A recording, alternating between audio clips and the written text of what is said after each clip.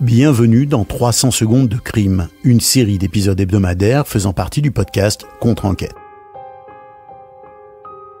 Aujourd'hui, nous plongeons dans une enquête criminelle qui date de 1923 et qui va nous permettre de découvrir comment la perspicacité du responsable du laboratoire de Berkeley aux États-Unis et ses techniques innovantes ont pu résoudre un hold-up sanglant sur un train postal de l'Union Pacific Railroad aux États-Unis.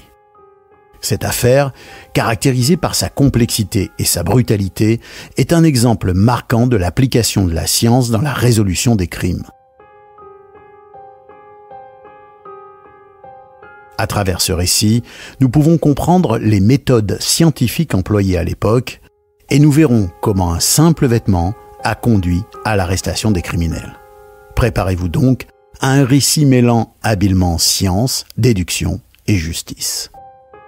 Le contexte de cette affaire d'abord. En 1923, l'Amérique est en pleine effervescence. Elle est tiraillée entre l'innovation et la tradition. C'est l'époque de la prohibition, où les bars clandestins prospèrent et les gangs de malfaiteurs défient ouvertement la loi. Dans cette période trouble, les trains postaux représentent des cibles alléchantes pour les criminels et l'Union Pacific, qui traverse les zones montagneuses et reculées du sud de l'Oregon, fait partie des proies faciles. C'est aussi une période qui est marquée par d'importants progrès scientifiques, où la criminologie commence à s'émanciper des méthodes traditionnelles. Edward Heinrich, directeur du laboratoire médico-légal de Berkeley, est à l'avant-garde de ce mouvement. Sa participation à cette affaire ne se limite pas à l'application de techniques scientifiques en avance sur son temps, mais elle symbolise le passage d'une époque où l'intuition et la déduction laissent aussi la place à l'analyse scientifique rigoureuse. Le contraste entre les méthodes brutales des criminels et l'approche méthodique et minutieuse d'Heinrich offre un aperçu fascinant de cette période de transition dans l'histoire de la lutte contre le crime. Voyons les faits maintenant. Le 11 octobre 1923, les montagnes paisibles du sud de l'Oregon sont le théâtre d'un crime audacieux et sanglant. Sur un tronçon isolé, le train postal de l'Union Pacific Railroad est la cible d'un hold-up. Les malfaiteurs, équipés de dynamite, font littéralement exploser le wagon postal.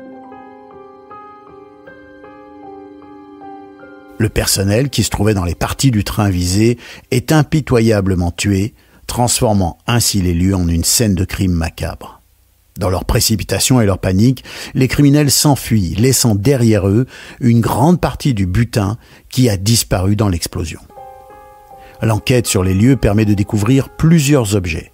Un revolver oublié sur place, un détonateur à pile utilisé pour l'explosion, une paire de couvre-chaussures en toile, un sac traité avec un produit empêchant le pourrissement du bois et surtout un bleu de travail.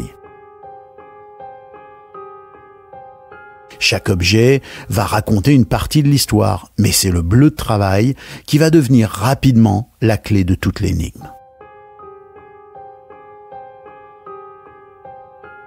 Face à l'absence de preuves concrètes, la police décide de confier l'uniforme à Edward Heinrich, le directeur du laboratoire médico-légal. Heinrich, en inspectant le vêtement, découvre des débris dans les poches, mais aussi des traces de graisse qui sont au départ considérées comme d'origine mécanique. Cependant, il détermine ensuite qu'il s'agit en fait de sève provenant d'un sapin. En utilisant un microscope puissant, Heinrich parvient à dresser un profil détaillé du suspect, un bûcheron gaucher d'environ 1,80 m, mesurant aux alentours de 75 kg, avec des cheveux châtain clair. La taille du bleu de travail a évidemment aidé à déterminer la corpulence du suspect, mais les autres éléments reposent sur une analyse plus poussée. Le suspect serait en effet un jeune homme soigneux de son apparence, qui roule ses cigarettes et travaille dans les forêts de la Pacific Northwest où le sapin de Douglas est abondant. La façon dont l'uniforme est usé, notamment les poches et les boutons, indique également qu'il est gaucher.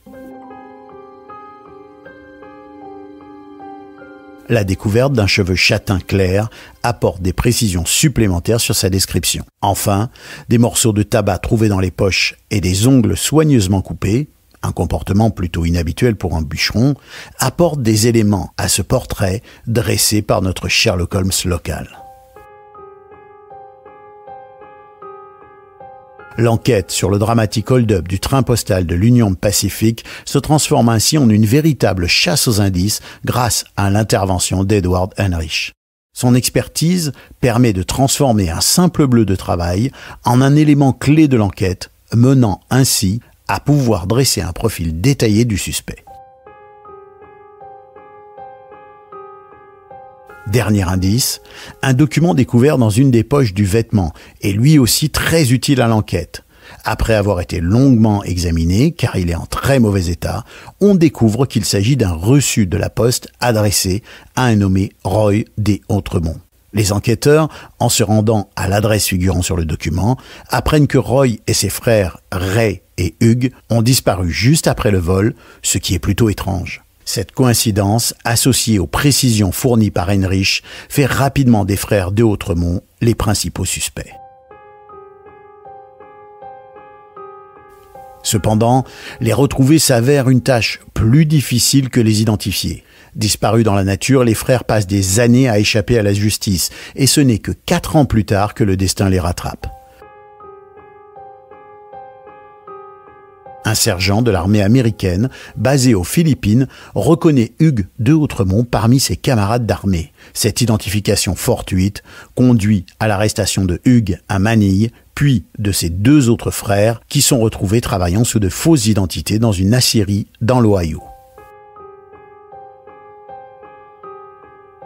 Suite à leur arrestation, les frères de Autremont sont jugés pour le hold-up du train postal et les meurtres qui en ont découlé. Face aux preuves accablantes et à la suite de leurs aveux, ils sont condamnés à la prison à vie. Cette affaire, au-delà du verdict judiciaire, marque un tournant dans l'histoire de la criminologie. L'utilisation des techniques d'enquête par Edward Heinrich, notamment l'analyse détaillée du bleu de travail, démontre la puissance de la science et de l'analyse dans la résolution des enquêtes criminelles. Ce récit est maintenant terminé. Ce cas historique est un témoignage puissant de la transition des enquêtes vers une ère plus scientifique, mettant en lumière le rôle crucial des experts comme Edward Heinrich. C'était 300 secondes de crime. Je vous dis à bientôt. Et si vous avez aimé cet épisode, n'oubliez pas d'aller mettre une note ou un commentaire sur Apple Podcast ou me poser des questions sur Spotify. Surtout, abonnez-vous pour ne rien manquer des prochains épisodes de cette série et des autres séries du podcast. Aujourd'hui, en même temps que cet épisode, vous trouverez l'épisode numéro 3 de la série Doc sur les crimes et les sciences criminelles. À très bientôt et que l'audio soit avec vous.